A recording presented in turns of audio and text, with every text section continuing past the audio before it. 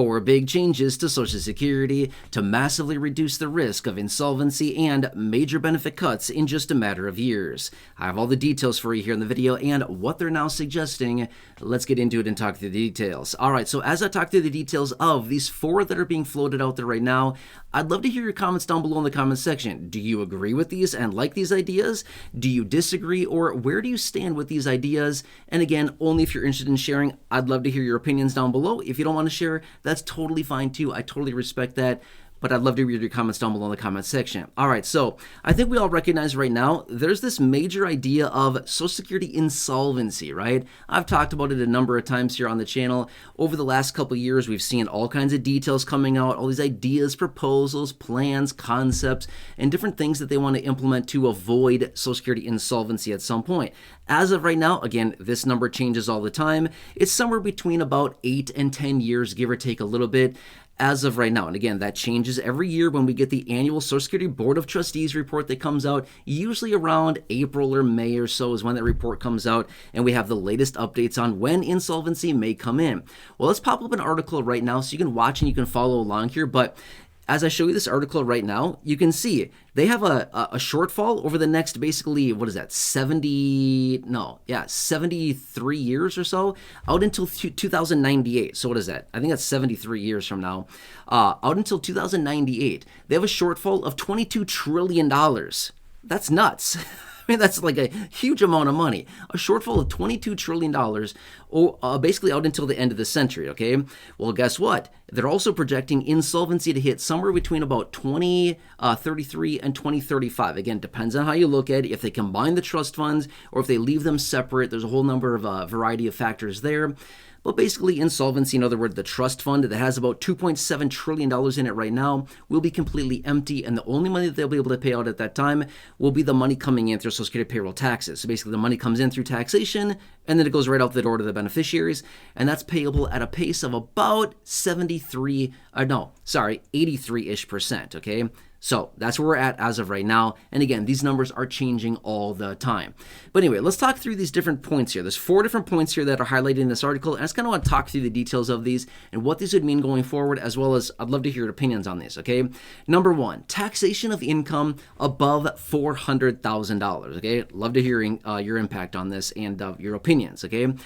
But what do you think of this? Do you agree with adding taxation of Social Security benefits above $400,000? So basically what it means is anybody that has a super high income, again, $400,000 or more, would then pay taxes, payroll taxes, on any income above $400,000. What do you feel about that? I think that most of you here in this community are probably going to say, yeah, for sure, we agree with that. I'd love to hear your comments on that, okay? I don't want to influence anybody of their decisions, their ideas, and whatever, their opinions, but I'm just curious, what do you think of that one, okay? So that's number 1, which, by the way, to put it in perspective, in 2025, the maximum taxable earnings for Social Security payroll taxes is $176,100. So in other words, all income up to $176,100 is taxable by Social Security. Any income above that is no longer taxable by Social Security. It is taxable by Medicare, but not Social Security, okay? That's number 1. Number 2, raising the payroll tax from 6.2% paid by the employee up to 6.5% over 6 years of time. Now, let me share with you really quickly how this works, and you probably already know this, but let me just say it really quickly. So basically what happens is there's a 12.4% tax, payroll tax, for Social Security. Half of it is paid by you, the employee.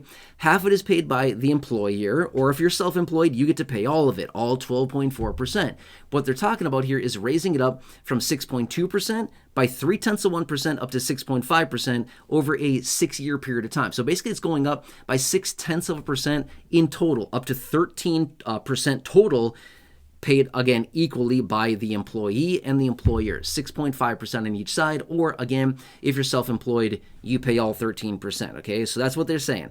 It's only a 0.6% or 0.3%, 0.3% for the employee, 0.3% for the employer. What do you think of that? Again, it doesn't really add up to much at the end of the day, but it is more taxation of earned income through Social Security payroll taxes. I don't know. I feel like there's some mixed opinions about that, but I'd love to hear your opinion on that one as well. What do you think about that one as well, right?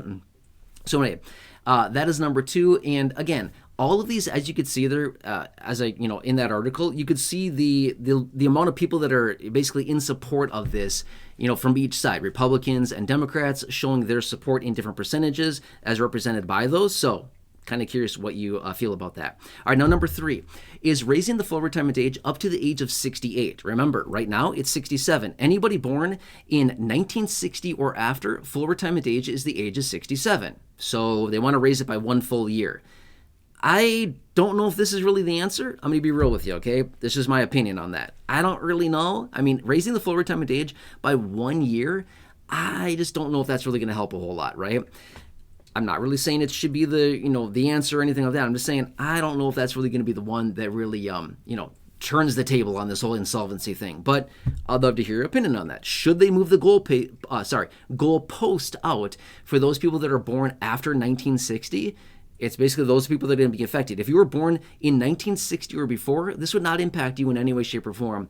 Not at all. It's for those people born basically in 1961 or after, they would see the goalpost moved out a little bit. It would be moved out for them. So let me know your opinion on that one, okay? That is number 3. All right, and finally, number 4. Now, this is one that I've talked about previously in other videos, and what they want to do is reduce benefits for the highest 20% of income earners. Basically, what they're saying is that the exact same thing I've talked about for years in separate videos, which is the highest income beneficiaries, which, by the way, for 2025, the highest income benefit somebody can receive is over $5,100. That's nuts. That's over $60,000 a year out of Social Security for high-income beneficiaries. Well, basically what they're saying is that let's basically find those 20% of highest income people out there receiving benefits and reduce their benefit. Now, how much would we reduce their benefit? That's yet to be determined. I don't know that. They did not specify exactly how much they want to do this, but I've talked about this for a while now. This is a real thing. And in fact, there's like 7 different proposals out there. There's all these different iterations that are out there as far as let's reduce benefits by this much. Let's cut them this much % per year. Or let's take the money from higher income people and roll it into the checks of lower income people and meet somewhere in the middle at equilibrium. Again, there's so many different varieties of how they want to do this. But this is number 4 on the list, is basically reducing the benefits for the highest 20% of income earners, and basically either keeping that money in the trust fund and making insolvency, push that out further into the future, or basically rolling that money over to the lowest income beneficiaries. Again, there's a bunch of different iterations, but these are the most popular ones that I've seen.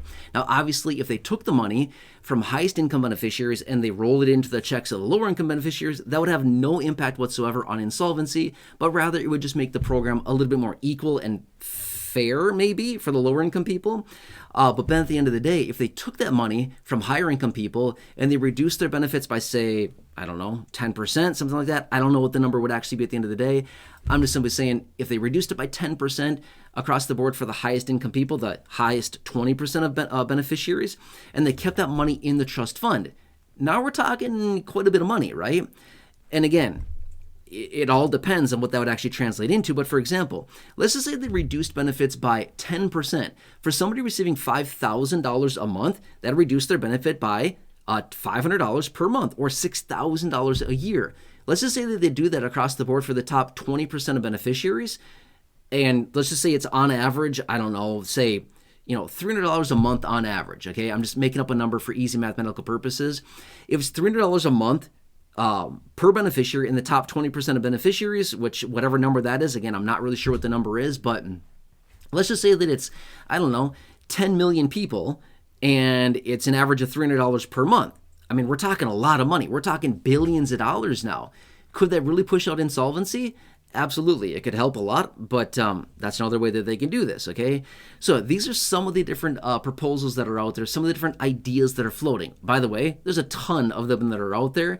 I could think off the top of my head a couple different ways that they could do this that would really, really help the insolvency issue that would have no impact on benefits whatsoever. We wouldn't have to take anybody's benefit. We wouldn't need to tax people more. We could actually raise benefits for low-income people, okay? How would we do that? Let me share with you my proposal really quickly. If they properly invested the money in the trust fund, if they properly invested it right now, it's just invested in treasuries. Well, guess what? That yields about 2 to 2.4% a year. It's pathetic. It doesn't even keep up with inflation.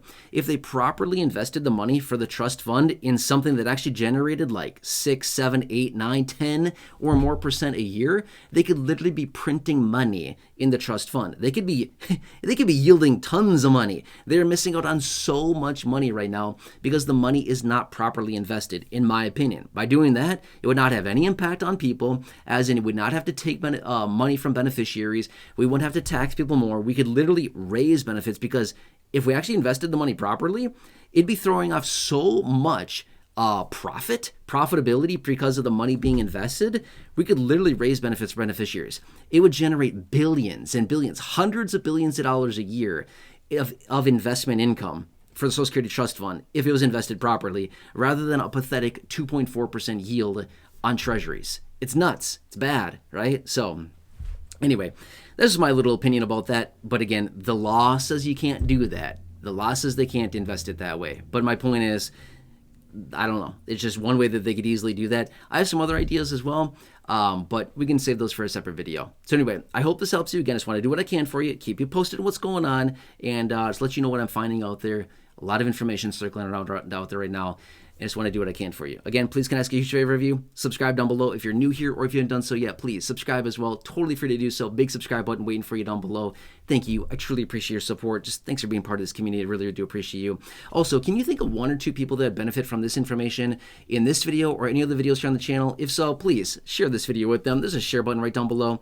Thank you so much. Again, really truly appreciate your support by subscribing and sharing the videos. I just want to do what I can for you here in this community. Again, we're here together. Just want to do what I can to advocate for you and represent you, and just be here right by your side every single day. Also, check out the other well over 5,000 videos here on the channel in the video library. Check out the videos in the comments section down below, or the top of the comments. Sorry, I already said that. Description, sorry, down below as well. Check those out. Some very popular videos for you there, or right now showing up on your screen as well. You'll see some videos there. Just take your pick. Otherwise, just have a nice day. Thanks so much for watching. Really, really appreciate you. Have a good one, and I'll see you again soon in the next video.